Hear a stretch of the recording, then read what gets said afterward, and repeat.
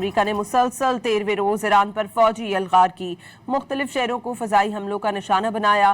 ایرانی میڈیا کے مطابق صوبہ خوزستان کے شہر اہواز کے قریب امریکی حملے میں 4 افراد شہید جبکہ 5 افراد زخمی ہو گئے۔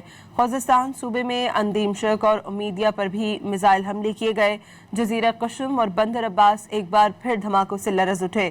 یزد صوبے میں تفت اور شیرکو کو پہلی بار نشانہ بنایا گیا۔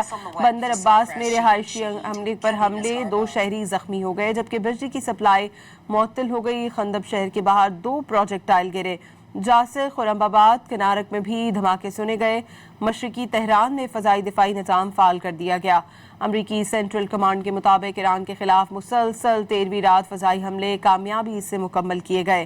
حملوں میں ایرانی فوجی کمانڈ سینٹرز، ڈرون ذخیرہ گاہوں، مواصلاتی نیٹ ورکس، ساحلی نگرانی کے مراکز اور بحری عسکری صلاحیتوں کو نشانہ بنایا گیا۔